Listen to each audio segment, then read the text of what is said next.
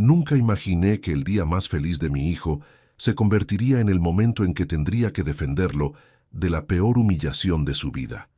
Frente al altar, con más de 200 personas como testigos, el padre de la novia tomó el micrófono y pronunció las palabras que incendiaron mi sangre. Espero que mi hija se arrepienta menos de lo que yo me arrepiento en este momento. El salón quedó congelado en un silencio sepulcral. Vi cómo mi hijo Emilio bajaba la cabeza, intentando ocultar el dolor que le atravesaba el rostro. Vi cómo sus manos temblaban mientras sostenía las de Lucía. Vi cómo todos los invitados intercambiaban miradas incómodas, sin saber si reír nerviosamente o mirar hacia otro lado. Y en ese instante, algo dentro de mí se rompió. Antes de continuar, quiero pedirte algo importante. Si te gustan este tipo de historias llenas de emoción y verdad, suscríbete a nuestro canal. Estamos a punto de alcanzar los 10.000 suscriptores y tu apoyo significa todo para nosotros. Comenta de qué país nos estás viendo y ayúdanos a llegar a 300 me gusta en este video. Ahora sí, déjame contarte lo que hice después de ese momento que cambió todo. Me llamo Ramón Hugo Naranjo, tengo 70 años y he trabajado toda mi vida como mecánico en la Ciudad de México. Mis manos están marcadas por el aceite de motor y las callosidades de 4 décadas de trabajo honesto. Nunca tuve mucho dinero, pero siempre tuve dignidad. Le enseñé a mi hijo Emilio los valores que mi padre me enseñó a mí. El no necesitas trabajo duro, la honestidad y sobre todo el respeto hacia los demás sin importar su condición social. Emilio creció para ser todo lo que yo soñé, un joven trabajador, ingeniero civil graduado con esfuerzo propio, con un corazón noble y una sonrisa que podía iluminar cualquier habitación. Cuando conoció a Lucía Ramírez hace 3 años, vi en sus ojos ese brillo especial que solo aparece cuando alguien encuentra el amor verdadero. Lucía parecía una buena muchacha. Venía de una familia acomodada, del norte de la ciudad, pero mi hijo me juró que ella no era como sus padres, que ella lo amaba por quien era, no por lo que tenía. Yo quise creerle, pero desde el primer momento en que conocí a la familia Ramírez, supe que había algo podrido detrás de esas sonrisas perfectas y esos trajes caros. El padre de Lucía, Roberto Ramírez, era un hombre de negocios, empresario de la construcción, decía él, con ese tono que dejaba claro que se consideraba muy por encima de gente como yo. Desde nuestro primer encuentro, hace 2 años, en una cena informal en su residencia de Polanco, sentí cómo me evaluaba con la mirada, como si estuviera calculando exactamente cuánto valía yo en su mundo de contratos millonarios y clubes privados. Su esposa, Patricia, era aún peor.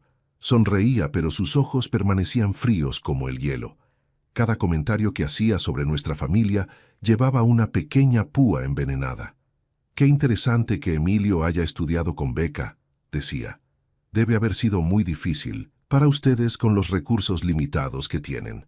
Recursos limitados. Así nos llamaba. Como si la dignidad se midiera en pesos. Durante 2 años tragué mi orgullo. Durante 2 años escuché los comentarios sutiles, las miradas de superioridad, las sugerencias amables de que quizás Emilio debería buscar un trabajo mejor remunerado para estar a la altura de su futura esposa. Todo por amor a mi hijo. Todo porque él estaba enamorado y yo no quería ser el padre amargado que arruinara su felicidad. Pero aquel sábado 15 de noviembre, en la Hacienda San Gabriel, frente a 200 invitados que habían viajado desde distintos puntos del país, Roberto Ramírez cruzó una línea que no debió cruzar jamás. La ceremonia había sido hermosa hasta ese momento. Lucía estaba radiante con su vestido blanco. Emilio lucía el traje que habíamos rentado juntos, con lágrimas en los ojos mientras esperaba a su novia en el altar. El sacerdote había pronunciado palabras hermosas sobre el amor y el compromiso. Y entonces llegó el momento de las palabras de los padres. Patricia habló primero, un discurso preparado, emotivo en apariencia, pero cargado de advertencias veladas sobre los desafíos que enfrentarían y las diferencias que tendrían que superar. Yo hablé después con el corazón en la mano, deseándoles felicidad y recordándole a mi hijo que el amor verdadero se construye con respeto y esfuerzo diario. Y entonces Roberto Ramírez tomó el micrófono. Comenzó con una sonrisa que no alcanzaba sus ojos. Habló sobre su hija, sobre cómo la había criado con los mejores valores, la mejor educación, las mejores oportunidades.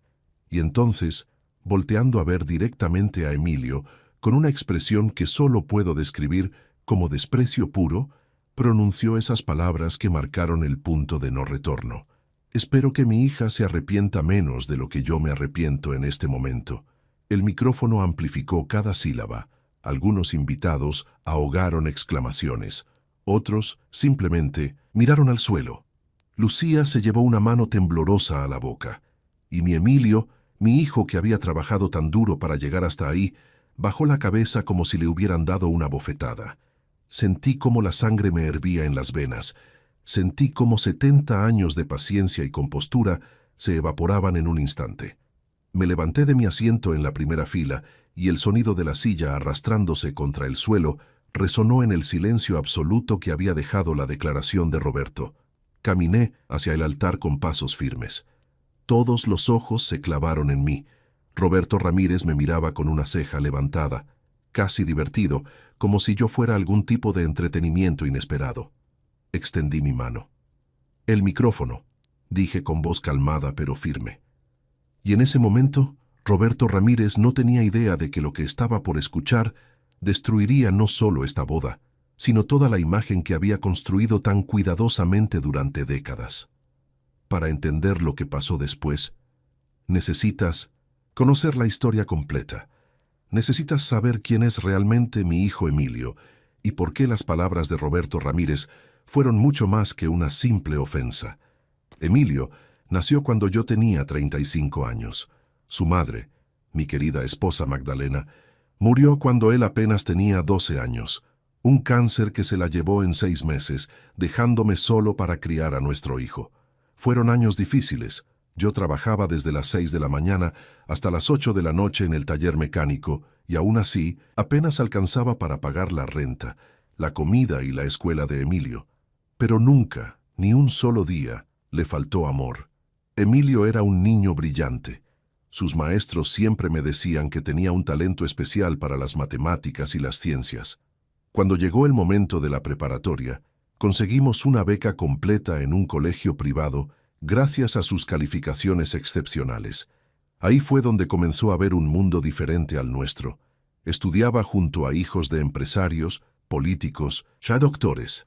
Volvía a casa con historias de sus compañeros que viajaban a Europa en vacaciones, que tenían 3 coches en su familia, que sus padres les compraban la última tecnología sin pensarlo 2 veces. Una noche, cuando tenía 16 años, me preguntó: «Papá, ¿por qué somos pobres?». Me dolió esa pregunta más de lo que puedo expresar, pero me senté con él en nuestra pequeña mesa de la cocina y le dije la verdad. «No somos pobres, hijo, somos trabajadores.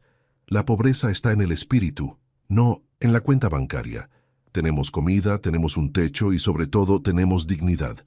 Eso es algo que el dinero no puede comprar». Emilio absorbió esa lección.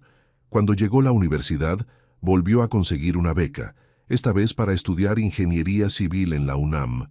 Trabajaba medio tiempo en las tardes, estudiaba en las noches y los fines de semana venía al taller a ayudarme. Nunca se quejó, nunca pidió más de lo que yo podía dar.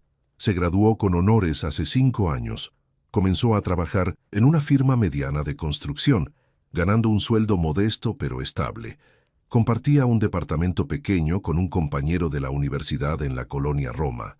No era mucho, pero era suyo, ganado con su propio esfuerzo. Y entonces, hace 3 años, en un congreso de ingeniería en Guadalajara, conoció a Lucía Ramírez. Ella también era ingeniera, recién graduada de una universidad privada de prestigio. Trabajaba en la empresa de su padre, más por tradición familiar que por necesidad. Cuando Emilio me habló de ella por primera vez, noté algo en su voz que no había escuchado antes: felicidad pura. «Es diferente, papá», me dijo.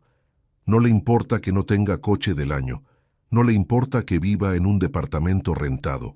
Le gusta hablar conmigo por horas sobre proyectos, sobre sueños, sobre la vida». Quise creerle, de verdad quise creerle. La primera vez que Lucía vino a nuestra casa en Iztapalapa, se veía nerviosa pero sonriente. Comió los chilaquiles que preparé, me ayudó a lavar los platos y me contó sobre sus planes de especializarse en estructuras. Me cayó bien, sinceramente, parecía genuina. Pero cuando llegó el momento de conocer a sus padres, todo cambió. La cena informal en su residencia de Polanco fue todo menos informal. Era una declaración, una exhibición de poder y riqueza. La casa era 3 veces más grande que todo el edificio donde vivíamos nosotros. Tenían servicio doméstico uniformado, obras de arte en las paredes que probablemente costaban más que todos mis ahorros de vida. Roberto Ramírez me dio un apretón de manos calculado. Así que usted es el padre de Emilio. Mecánico, ¿verdad? La forma en que dijo mecánico dejó claro que podría haber dicho basura con el mismo tono.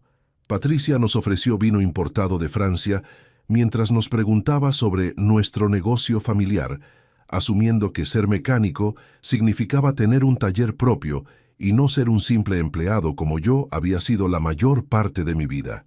Esa noche, manejando de 1900, regreso a casa, Emilio estaba callado. «Papá», finalmente dijo, «sé que no fue fácil. No te preocupes, hijo.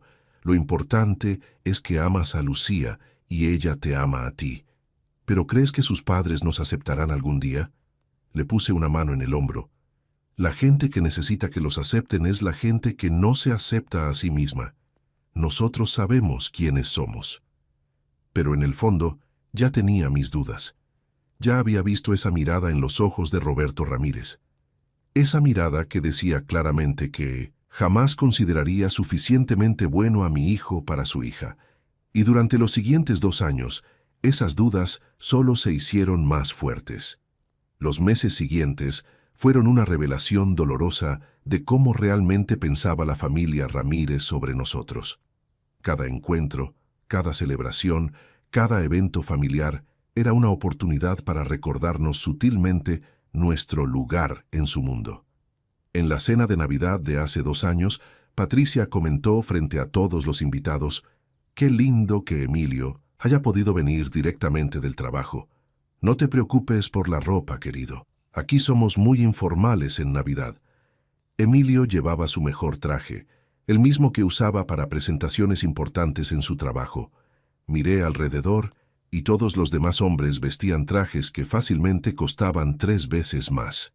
En el cumpleaños de Roberto, hace 1 año y medio, él pasó toda la velada presentando a Emilio como el novio de Lucía, trabaja en construcción. Nunca mencionó que era ingeniero. Nunca mencionó sus logros académicos. Solo trabaja en construcción, como si fuera un albañil. No que hubiera algo malo en ser albañil, pero la intención era clara: disminuirlo. Pero el momento que realmente me abrió los ojos sucedió hace 1 año, durante una comida familiar en la que se discutía la boda. Patricia había preparado una presentación en PowerPoint. Sí, una presentación con diapositivas para planear una boda, con presupuestos, venues, listas de invitados proyectadas en una pantalla en su comedor. «Hemos reservado provisionalmente la Hacienda San Gabriel», anunció con entusiasmo. «Es uno de los lugares más exclusivos. La inversión inicial es de 800,000 pesos, pero vale cada centavo». Vi cómo Emilio se ponía pálido. 800,000 pesos era más de lo que ganaba en 2 años. «Nosotros nos encargaremos de todo, por supuesto», continuó Patricia con una sonrisa que no alcanzaba sus ojos. «Sabemos que para ustedes sería complicado contribuir de manera significativa». Roberto asintió bebiendo su whisky. «Considerémoslo nuestro regalo para los novios. Total, una boda solo se hace una vez». «Bueno», agregó con una risa forzada, «esperemos que solo una vez». Lucía intervino. «Mamá, papá, Emilio y yo hemos hablado. Quizás algo más sencillo, más íntimo». «Tonterías», interrumpió Roberto. «Los Ramírez no hacen bodas sencillas. ¿Qué van a pensar nuestros socios, nuestros amigos? No, esto se hará como corresponde a nuestra familia». «Nuestra familia, no ambas familias. Nuestra». Esa noche Emilio vino a mi casa con los ojos rojos. «Papá, no sé qué hacer. Quiero casarme con Lucía, pero siento que sus padres están comprando la boda para tener control sobre todo, sobre nosotros». Le serví un café y nos sentamos en la pequeña sala.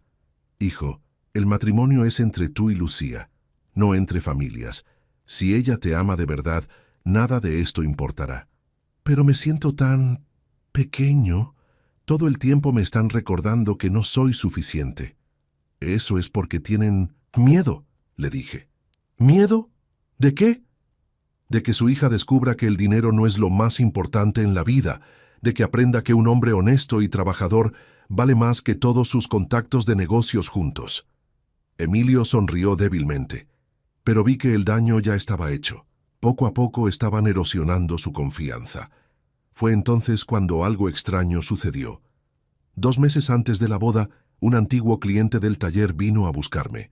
Se llamaba Mauricio, un hombre de unos 60 años que había trabajado como contador en varias empresas grandes de la Ciudad de México antes de retirarse. «Don Ramón», me dijo con voz seria mientras revisaba su coche. «Me enteré por ahí que su hijo se va a casar con una Ramírez. ¿Roberto Ramírez, el de las constructoras?» «Sí, ese mismísimo», respondí, sintiendo ya un peso en el estómago. Mauricio miró hacia los lados, como verificando que nadie escuchara. «Necesito hablar con usted, en privado». Fuimos a la pequeña oficina del taller. Mauricio cerró la puerta. «Don Ramón, no sé si debería meterme en esto, pero mi conciencia no me deja callado. Yo trabajé hace 15 años en una auditoría interna de una empresa constructora que tenía negocios con Roberto Ramírez. Mi corazón comenzó a latir más rápido. Encontramos irregularidades graves, muy graves, materiales de baja calidad facturados como premium, sobornos a inspectores de obra, documentación falsificada. Pero antes de que pudiéramos presentar el informe completo, la investigación fue cerrada misteriosamente. Alguien con mucho poder intervino. Todos los que estábamos involucrados fuimos despedidos con generosas indemnizaciones y acuerdos de confidencialidad. ¿Estás diciendo que Roberto Ramírez? Estoy diciendo que ese hombre no construyó su imperio siendo honesto. Mauricio me miró fijamente. Y estoy diciendo que uno de los edificios que colapsó en el terremoto del 2017, ese donde murieron 17 personas, fue construido con materiales que él proveyó. Sentí como si me hubieran golpeado en el estómago. ¿Tienes pruebas? Guardé copias, sé que no debí, pero algo me decía que algún día serían importantes. Facturas, correos electrónicos, reportes, todo está guardado en una memoria USB que he mantenido escondida todos estos años. Me quedé en silencio, procesando la información. Don Ramón, su hijo parece un buen muchacho, y si va a entrar a esa familia, merece saber con quién está tratando realmente. Ese hombre se para frente a todos con su traje caro y sus aires de superioridad, pero tiene sangre en las manos. Sangre de personas que confiaron en que los edificios donde vivían eran seguros. Mauricio sacó una memoria USB de su bolsillo y la puso sobre el escritorio. Haga con esto lo que su conciencia le dicte. Yo ya cumplí con la mía. Esa noche no pude dormir.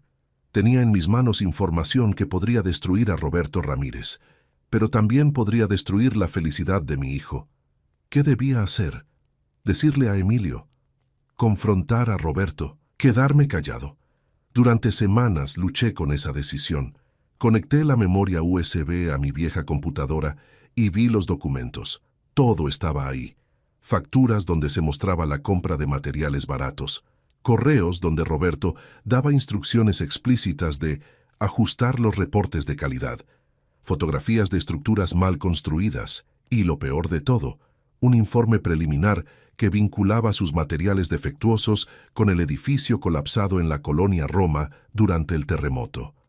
17 personas muertas, familias destruidas, y Roberto Ramírez nunca enfrentó consecuencias porque tenía el dinero y los contactos para enterrar la verdad. Y ahora ese mismo hombre se atrevía a mirar con desprecio a mi hijo, a tratarnos como si fuéramos inferiores, a actuar como si él fuera moralmente superior. La hipocresía me quemaba por dentro. Decidí esperar. Decidí guardar esa información y ver cómo se desarrollaban las cosas. Quizás era cobardía, quizás era prudencia, pero algo en mi interior me decía que llegaría el momento correcto. Y ese momento llegó el día de la boda. Llegó cuando Roberto Ramírez, frente a 200 personas, decidió humillar públicamente a mi hijo en el día que debía ser el más feliz de su vida. Porque una cosa es tolerar los comentarios privados, las miradas de superioridad, los desaires sutiles en reuniones familiares. Pero humillar a mi hijo frente a todos, en su propia boda, cruzaba una línea que no estaba dispuesto a permitir que cruzara sin consecuencias. El día de la boda comenzó con un mal presagio. Llegamos a la Hacienda San Gabriel a las 10 de la mañana para los preparativos y desde el primer momento quedó claro que habíamos sido relegados a ciudadanos de segunda clase en nuestro propio evento familiar. La familia Ramírez había reservado toda el ala principal de la hacienda para vestirse y prepararse. A nosotros nos asignaron una habitación pequeña cerca de las cocinas, donde el personal de servicio guardaba los suministros. Mi hermana, Rosa, que había viajado desde Oaxaca para la boda, comentó en voz baja: «Ramón, nos están tratando como si fuéramos los proveedores, no la familia del novio». Tenía razón, pero le pedí que mantuviera la compostura. Hoy es el día de Emilio, no vamos a arruinarlo con confrontaciones. A mediodía, cuando Emilio estaba terminando de arreglarse, Patricia entró sin tocar a nuestro pequeño vestidor. Ni siquiera nos miró, se dirigió directamente a mi hijo. «Emilio, querido, necesito que hagas algo por mí», dijo con esa voz melosa que usaba cuando quería manipular. «Durante la ceremonia, cuando llegue el momento de las fotografías familiares, sería mejor que tu lado de la familia se mantenga discreto. Tenemos muchos invitados importantes y el fotógrafo principal debe enfocarse en capturar los momentos clave». Emilio parpadeó confundido. «¿Discreto? No entiendo. Son las fotos familiares. Lo que quiero decir», Patricia suspiró como si le estuviera explicando algo obvio a un niño, «es que las fotos principales serán de nuestra familia con Lucía. Las fotos con tu familia pueden tomarse después, más informales, menos centrales». La sangre me hirvió. «Señora Patricia», dije controlando mi voz, «entiendo que ustedes hayan pagado la boda, pero este es el matrimonio de nuestros hijos. Ambos. Mi familia tiene el mismo derecho». «Ay, don Ramón», me interrumpió con una sonrisa condescendiente, «no se ponga susceptible. Es solo una cuestión de logística. Ustedes entienden, ¿verdad? Estas cosas funcionan de cierta manera en eventos de este nivel. Eventos de este nivel, como si nunca hubiéramos asistido a una boda antes». Antes de que pudiera responder, Patricia ya se había retirado, dejando atrás un rastro de perfume caro y amargura. Emilio se dejó caer en una silla derrotado. «Papá, lo siento. No sé por qué mi suegra...». «No es tu suegra todavía», le recordé, «y no tienes que disculparte por la falta de clase de otras personas». Pero vi en sus ojos que algo se había roto. El entusiasmo, la alegría que debería iluminar el rostro de un novio en su día especial, estaban siendo apagados sistemáticamente por la familia Ramírez. La ceremonia comenzó a las 4 de la tarde. La hacienda lucía espectacular, no podía negarlo. Flores blancas por todos lados, una decoración que probablemente costó más que mi salario anual, música en vivo, todo perfectamente coordinado. Los invitados llegaban en coches de lujo, empresarios, políticos locales, gente con apellidos que salían en las revistas de sociales. Del lado de los Ramírez, todos vestían trajes y vestidos de diseñador. Del lado de los Naranjo, estábamos mi hermana Rosa, mis 3 primos de Puebla, algunos amigos de Emilio de la universidad y yo. En total, quizás 20 personas frente a las más de 150 que habían invitado los Ramírez. Nos sentaron del lado izquierdo, tradicional para la familia del novio, pero no pude evitar notar cómo las primeras filas estaban llenas de invitados VIP de los Ramírez que por error habían sido sentados de nuestro lado, empujándonos hacia atrás. Mi hermana Rosa susurró: «Ramón, nos pusieron en la fila 8. La familia directa debería estar en la primera fila». «Lo sé», murmuré, apretando los dientes. Entonces comenzó la ceremonia. Lucía entró del brazo de Roberto, quien caminaba con una sonrisa de triunfo que me hizo hervir la sangre. Lucía se veía hermosa, eso era innegable. Y cuando llegó al altar y tomó las manos de Emilio, vi un momento genuino de amor, entre ellos que me recordó por qué había aguantado tanto. El sacerdote pronunció las palabras tradicionales sobre el matrimonio, sobre el amor, sobre la unión de dos familias. Cada vez que decía «dos familias», vi cómo Roberto rodaba los ojos sutilmente. Llegó el momento de los votos. Emilio habló primero, con voz emocionada, prometiendo amar y cuidar a Lucía todos los días de su vida. Varias personas se secaban las lágrimas. Incluso Patricia tenía los ojos húmedos. Lucía respondió con sus propios votos, hermosos y sinceros. Por un momento pensé que tal vez todo saldría bien, que el amor triunfaría sobre el clasismo y los prejuicios. ¡Qué ingenuo fui! Después del intercambio de anillos, el sacerdote anunció, y ahora los padres de los novios quisieran decir algunas palabras. Patricia se levantó primero. Su discurso fue perfectamente ensayado, cargado de frases sobre los desafíos del matrimonio y la importancia de mantener los valores familiares. Todo sonaba bonito en la superficie, pero cada frase llevaba una advertencia velada sobre las diferencias que la pareja tendría que superar con madurez. Luego me tocó a mí. Caminé al altar con el corazón lleno. No tenía un discurso preparado, solo amor por mi hijo. Emilio, comencé, y mi voz se quebró un poco. Desde el día que naciste, has sido mi mayor orgullo. Te vi crecer sin tu madre, te vi luchar, te vi triunfar con tu propio esfuerzo. Hoy te veo convertirte en esposo, y solo puedo decir que cualquier mujer sería afortunada de compartir su vida contigo. Lucía, bienvenida a nuestra familia. Puede que no tengamos mucho, pero lo que tenemos lo compartimos con el corazón abierto. Vi a Emilio secarse las lágrimas. Vi a mi hermana Rosa sollozar. Incluso algunos invitados de los Ramírez parecían conmovidos. Y entonces Roberto Ramírez se levantó. Tomó el micrófono con esa seguridad de alguien acostumbrado a tener siempre la última palabra. Miró a la audiencia con una sonrisa que no alcanzaba sus ojos. Bueno, comenzó con un tono jovial que no engañaba a nadie. Después de esos emotivos discursos, supongo que me toca a mí. Hizo una pausa dramática.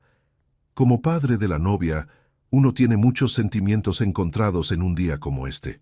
Alegría, por supuesto, nostalgia y también otra pausa, esta vez mirando directamente a Emilio. Cierta aprensión. El salón se tensó. Uno cría a su hija con todos los recursos, todas las oportunidades, toda la educación que el dinero puede comprar. Y luego llega el momento en que ella elige su propio camino. Y uno solo puede esperar. Roberto hizo una pausa más larga, dejando que el silencio construyera la tensión, que haya elegido sabiamente. Lucía se puso pálida. Emilio apretó su mano. Por supuesto, continuó Roberto, el amor es importante, pero también lo es la compatibilidad, los valores compartidos, el mismo nivel de aspiraciones en la vida. Algunos invitados comenzaron a moverse incómodos en sus asientos, y entonces pronunció las palabras que detonaron todo. Así que en este día especial, yo le deseo a mi hija toda la felicidad del mundo, y espero sinceramente. Volteó a ver directamente a Emilio con una mirada de desprecio puro, que se arrepienta menos de esta decisión de lo que yo me arrepiento en este momento. El silencio que siguió fue absoluto. El sacerdote se quedó congelado. Los invitados contuvieron el aliento. Lucía se llevó la mano a la boca, horrorizada. Y mi hijo, mi Emilio, el hombre que había trabajado tan duro, que había amado tan sinceramente, bajó la cabeza como si le hubieran dado una bofetada. Algo dentro de mí explotó. 70 años de paciencia, 2 años de aguantar humillaciones, meses de morderme la lengua por amor a mi hijo. Todo se evaporó en un instante. Me levanté de mi asiento. El sonido de la silla arrastrándose resonó en el silencio sepulcral. Todos los ojos se voltearon hacia mí. Caminé hacia el altar con pasos firmes, sosteniendo la mirada de Roberto Ramírez, quien me observaba con una ceja levantada y una sonrisa arrogante, como si mi reacción fuera algún tipo de entretenimiento pintoresco. «El micrófono», dije con voz firme pero controlada cuando llegué frente a él. Roberto me miró de arriba a abajo, sin moverse. «¿Disculpa?» «El micrófono», repetí, extendiendo mi mano. Creo que aún no has terminado de hablar de arrepentimientos, y yo tengo algunos que compartir también. Vi un destello de preocupación cruzar su rostro, rápido como un relámpago, antes de que recompusiera su máscara de superioridad. Me entregó el micrófono con una sonrisa condescendiente. «Por favor, don Ramón, el escenario es tuyo». Tomé el micrófono y me volteé hacia los 200 invitados. Mi corazón latía con fuerza, pero mi mente estaba cristalina. Pensé en mi hijo con la cabeza baja, pensé en Magdalena, mi esposa fallecida, que me había enseñado que la dignidad no se negocia. Pensé en las 17 personas muertas en ese edificio colapsado, y pensé en la memoria USB que había guardado en el bolsillo interno de mi saco esa mañana. «Señoras y señores», comencé, y mi voz salió más firme de lo que esperaba. «Quiero agradecerles por acompañarnos en este día tan especial. Un día que, como bien dijo el señor Ramírez, está lleno de sentimientos encontrados». Roberto cruzó los brazos, esperando que yo hiciera el ridículo. «Durante 2 años», continué, «he escuchado comentarios sobre mi familia, sobre nuestros recursos limitados, sobre nuestro nivel, sobre cómo mi hijo, un ingeniero civil graduado con honores, que ha trabajado desde los 16 años para pagarse sus estudios, que nunca le ha pedido nada a nadie, de alguna manera no es suficientemente bueno». El salón estaba en silencio absoluto. Todos escuchaban, y me he quedado callado, por amor a mi hijo, porque pensé que la familia de Lucía eventualmente vería lo que yo veo, un hombre honorable, trabajador, íntegro. Miré directamente a Roberto. Pero hoy, el señor Roberto Ramírez decidió cruzar una línea, decidió humillar públicamente a mi hijo en su propia boda. Así que creo que es momento de hablar sobre arrepentimientos reales. Roberto palideció ligeramente. «Don Ramón, no creo que este sea el momento».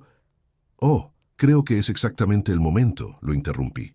«Porque verán, hace 2 meses alguien vino a verme.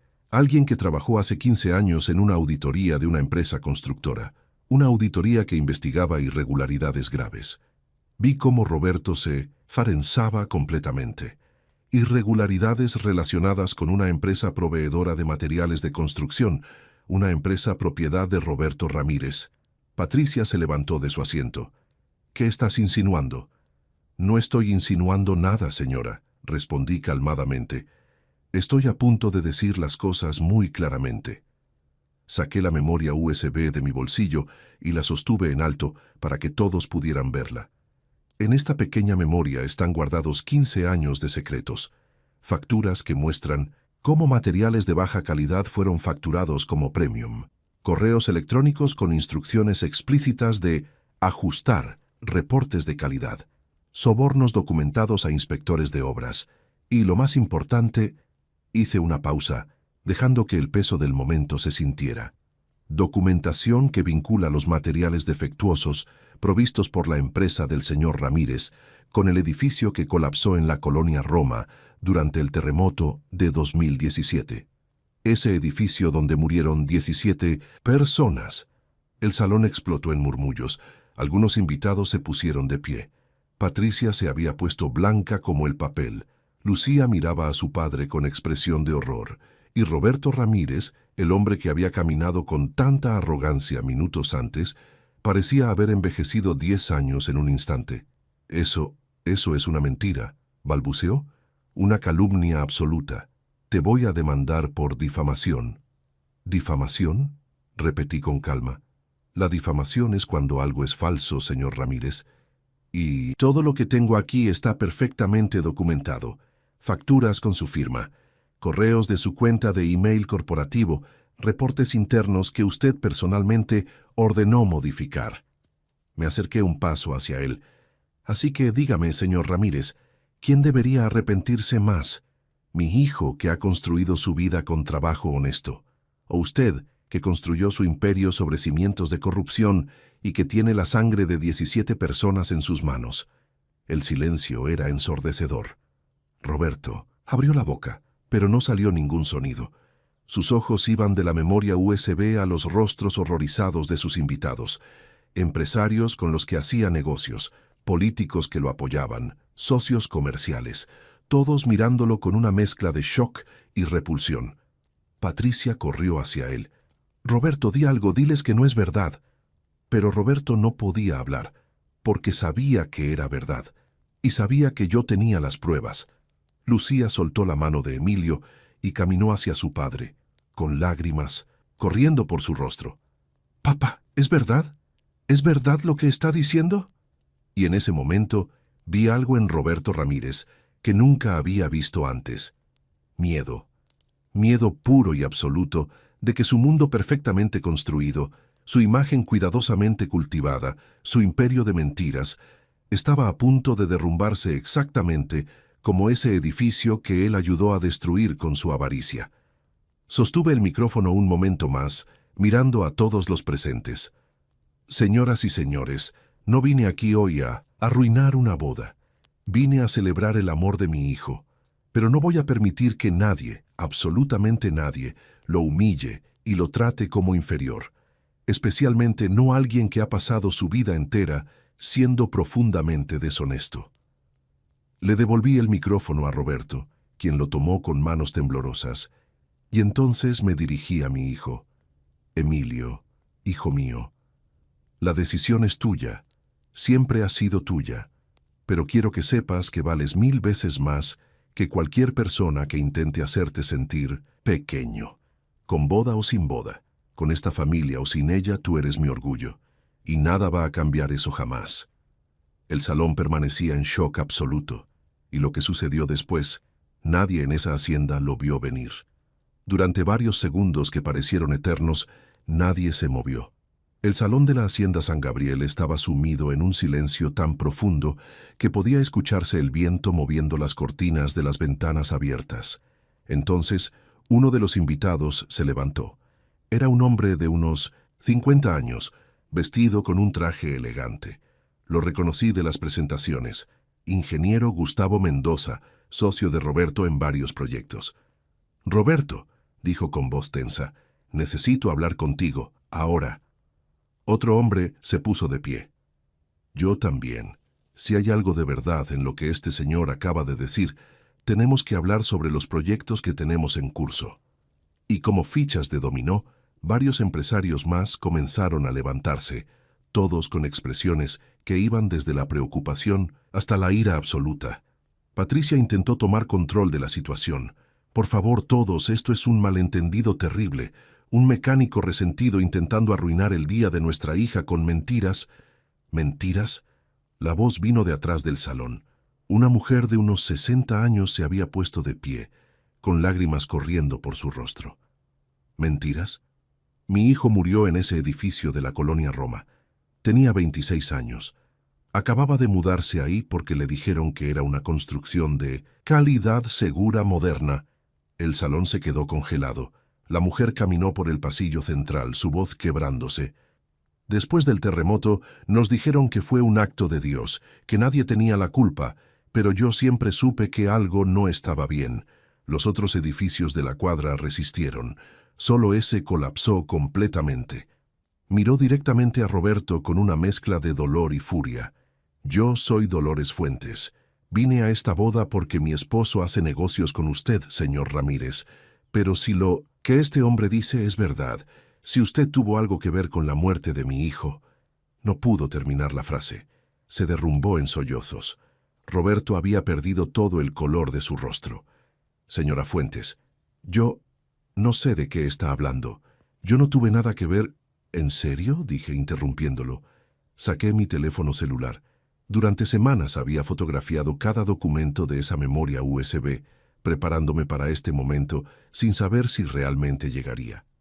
«Tengo aquí un correo, sea electrónico, fechado el 12 de marzo de 2016. Es suyo, señor Ramírez. Dice textualmente: procedan con el acero de segunda calidad para el proyecto Roma Norte. Los márgenes del contrato no justifican el gasto adicional. Ajusten los reportes como es usual». Proyecté la imagen en mi teléfono hacia los invitados más cercanos. Varios se acercaron para ver, sus expresiones cambiando de escepticismo a horror. «Proyecto Roma Norte», repetí. Ese es el nombre interno que su empresa usaba para el edificio que colapsó. Roberto retrocedió un paso como si lo hubieran golpeado físicamente. Tú no tienes derecho, eso es información privada. Información privada que cuesta vidas, respondí con firmeza. 17 vidas, para ser exactos. Lucía se tambaleó. Emilio la sostuvo, pero ella se apartó suavemente y caminó hacia su padre con pasos lentos, como si estuviera en trance. Papá. Su voz era apenas un susurro. Dime que no es verdad. Dime que no hiciste eso. Dime que no. Causaste la muerte de toda esa gente por dinero. Roberto extendió las manos hacia ella. Hija, es más complicado que eso. En la industria de la construcción hay muchos factores, muchas variables. No se puede culpar a una sola persona. Responde la pregunta. El grito de Lucía resonó en todo el salón. Nunca había escuchado tanta angustia en una voz. ¿Lo hiciste o no? Roberto abrió la boca, pero las palabras no salieron, y en su silencio estaba la confesión más clara de todas. Lucía se llevó las manos al rostro y comenzó a sollozar. Emilio se acercó a ella, pero ella levantó una mano para detenerlo. No, no ahora. Necesito estar sola. Salió corriendo del salón, su vestido de novia arrastrándose por el suelo. Varias damas de honor corrieron detrás de ella. Patricia se volvió hacia mí con una furia que quemaba. ¿Estás feliz? ¿Arruinaste la boda de tu propio hijo? ¿Para qué? ¿Para vengarte porque nos sentimos superiores a ustedes? No, señora, respondí con calma, aunque mi corazón latía con fuerza. No arruiné nada. Su esposo lo hizo hace 15 años cuando decidió que las vidas humanas valían menos que sus márgenes de ganancia. Yo solo me aseguré de que finalmente enfrentara las consecuencias. Uno de los empresarios que se había levantado antes habló nuevamente. Roberto, voy a necesitar que me entregues toda la documentación de los materiales usados en nuestros proyectos conjuntos, y voy a contratar auditores independientes. Si encuentro algo irregular, voy a las autoridades.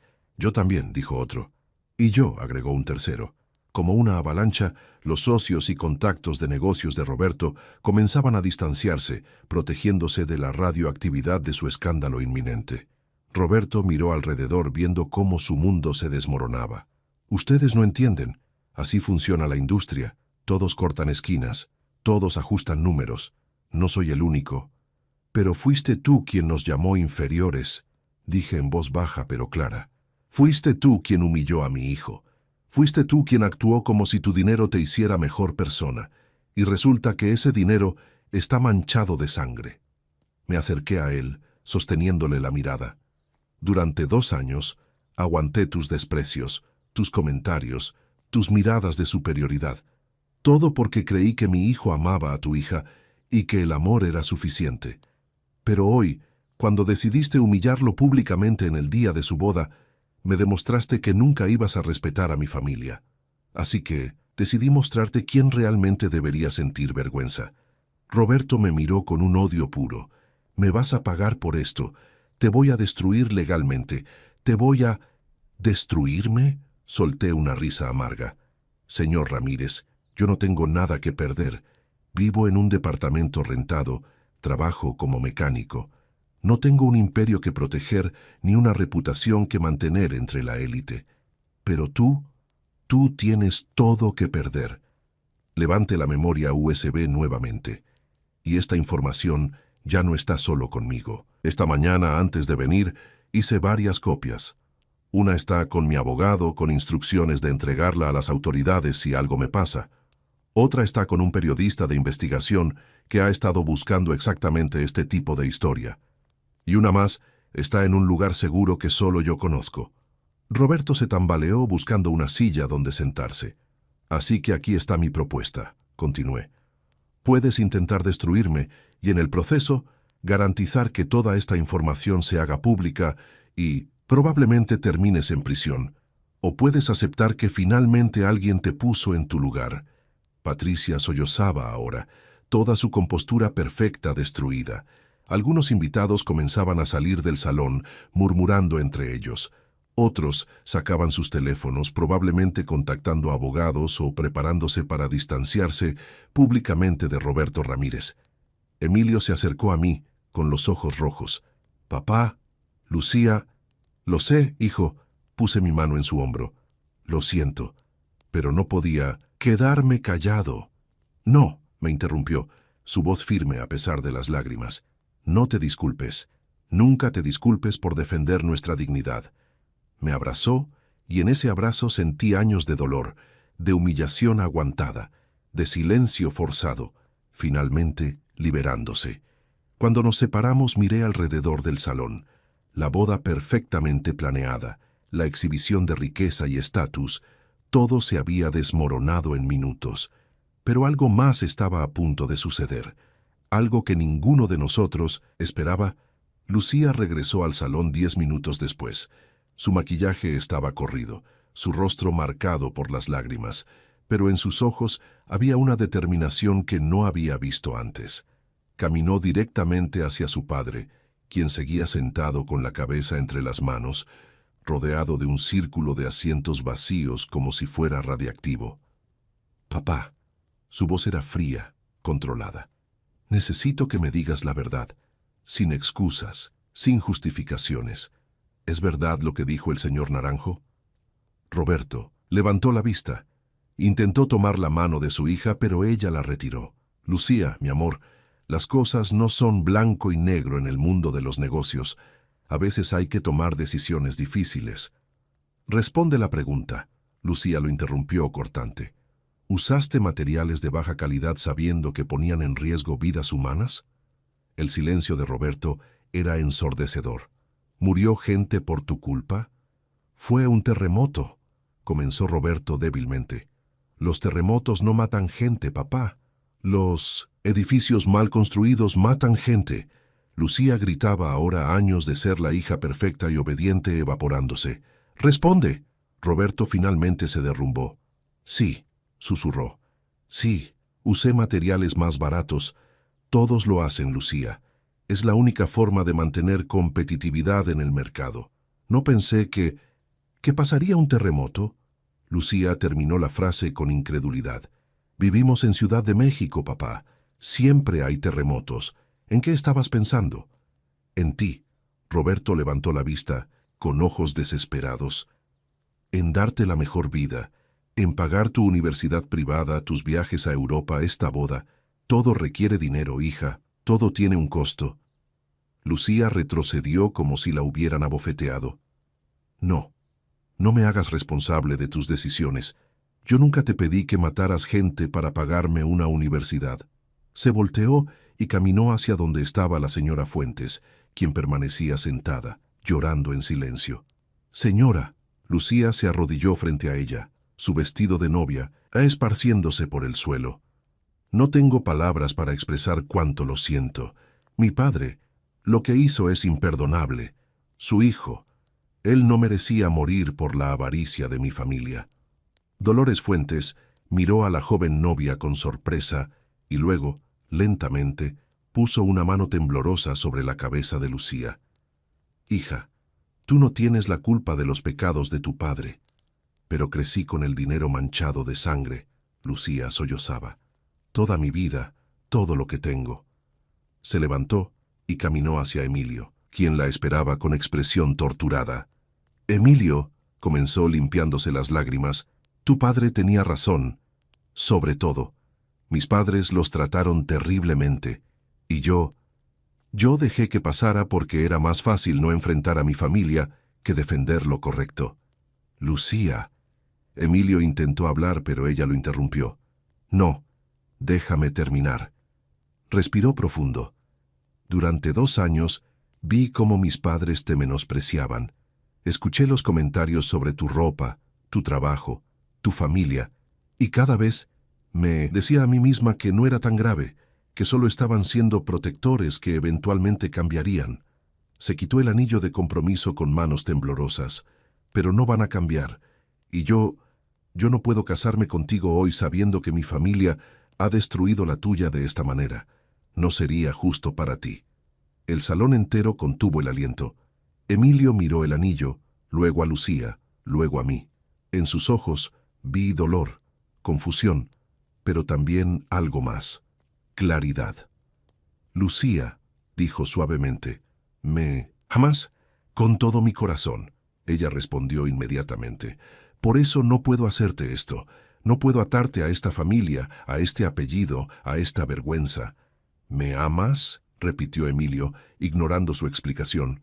Sí, Lucía sollozó. Entonces no me importa nada más. Emilio tomó sus manos.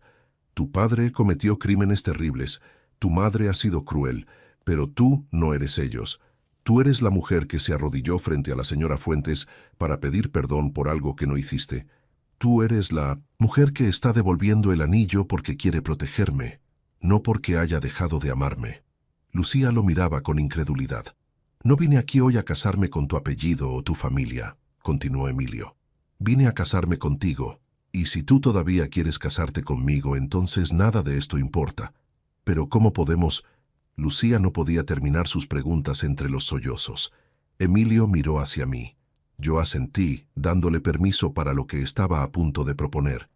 Nos casamos hoy, dijo Emilio con firmeza. Pero no con esta boda, no con esta ostentación pagada con dinero manchado.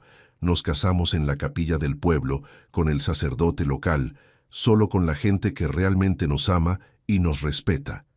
Se volvió hacia Roberto y Patricia. Y sus padres pueden venir si prometen respetar a mi familia, o pueden quedarse aquí con todos sus invitados importantes y su reputación destruida. La elección es suya. Roberto se puso de pie tambaleándose. Emilio, no puedes hablarme así. Yo pagué por todo esto. Y ahí está el problema, intervine yo, caminando hacia ellos. Creíste que pagar por la boda te daba derecho a humillar a mi hijo. Pero el respeto no se compra, señor Ramírez, se gana. Y usted nunca se lo ganó. Miré a Lucía y a Emilio.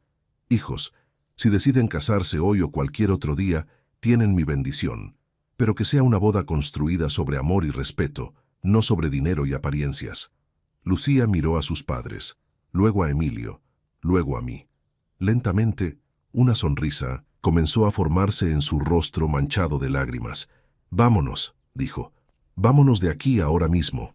Y así, la novia tomó la mano del novio, y juntos comenzaron a caminar hacia la salida del salón, dejando atrás la boda de ensueño de 200 invitados. Los seguí junto con mi hermana Rosa y los amigos verdaderos de Emilio. Detrás de nosotros, escuché a Patricia gritar, «Lucía, no puedes irte. ¿Qué van a pensar la gente?». Pero Lucía no se detuvo, porque finalmente había aprendido la lección más importante, que la dignidad vale más que cualquier opinión ajena. 3 horas después, en la pequeña capilla del pueblo de San Miguel, a 30 kilómetros de la hacienda, mi hijo se casó con el amor de su vida. No hubo flores importadas ni decoraciones de miles de pesos, solo veladoras encendidas por la gente del pueblo y algunas flores silvestres que mi hermana Rosa y las amigas de Emilio recogieron del jardín de la capilla. No había 200 invitados, solo 20 personas que realmente amaban a la pareja. Lucía se había cambiado el elaborado vestido de diseñador por un vestido blanco sencillo que le prestó la esposa del sacerdote.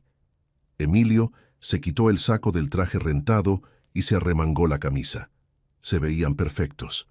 El padre Miguel, el anciano sacerdote del pueblo que había bautizado a Emilio cuando era bebé, ofició la ceremonia con palabras simples pero profundas sobre el verdadero significado del matrimonio: el respeto, la honestidad, el amor incondicional. Cuando se besaron como esposos, todos lloramos, pero esta vez eran lágrimas de verdadera alegría.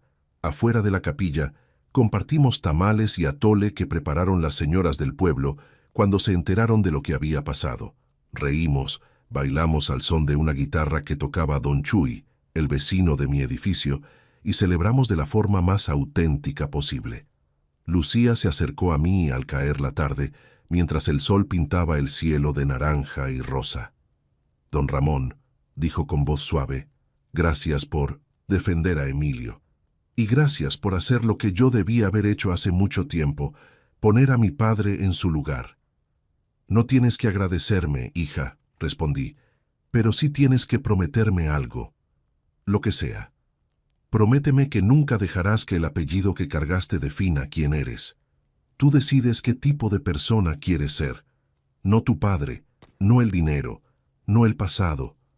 Tú. Lucía asintió, con lágrimas en los ojos, y me abrazó fuerte. 2 semanas después, la historia explotó en los medios. Periodista al que le había dado una copia de los documentos publicó una investigación exhaustiva sobre las irregularidades en las construcciones de Roberto Ramírez. La fiscalía abrió una investigación formal. Varios de sus socios lo demandaron. Su empresa entró en crisis.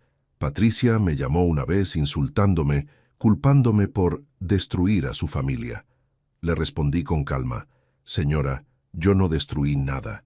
Solo saqué a la luz lo que su esposo había escondido. Él destruyó su propia familia con sus decisiones. Lucía y Emilio rentaron un pequeño departamento en la colonia Narvarte. Lucía dejó de trabajar en la empresa de su padre y consiguió empleo en una firma de ingeniería independiente. Los domingos vienen a comer conmigo. Ella aprendió a hacer los chilaquiles exactamente como le enseñé. Hace 2 meses Lucía me dijo que está embarazada. Van a tener una niña.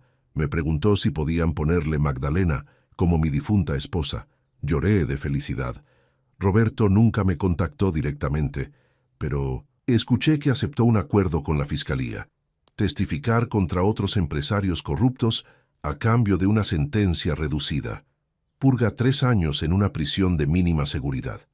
A veces me preguntan si me arrepiento de haber revelado todo ese día, si valió la pena arruinar una boda tan elaborada, y siempre respondo lo mismo: no arruiné ninguna boda. Al contrario, salvé a mi hijo de una vida de humillaciones. Le di la oportunidad de construir un matrimonio basado en dignidad y respeto mutuo, porque al final, eso es lo que realmente importa, no el dinero, no las apariencias, no los comentarios de la gente. Importa mirarte al espejo y saber que defendiste lo correcto, que protegiste a quienes amas y que nunca permitiste que nadie te hiciera sentir inferior. Mi nombre es Ramón Hugo Naranjo. Tengo 70 años, manos callosas de mecánico y un hijo que es mi mayor orgullo. Y si tuviera que hacerlo todo de nuevo, no cambiaría absolutamente nada. Si esta historia te conmovió, te hizo reflexionar sobre la dignidad, el respeto y el verdadero valor de las personas, no olvides suscribirte al canal. Cada suscripción nos acerca a nuestra meta de 10,000 suscriptores y nos motiva a seguir compartiendo historias que inspiran y emocionan. Déjanos en los comentarios: ¿qué hubieras hecho tú en el lugar de Ramón? ¿Crees que tomó la decisión correcta? Queremos conocer tu opinión. Hasta la próxima historia.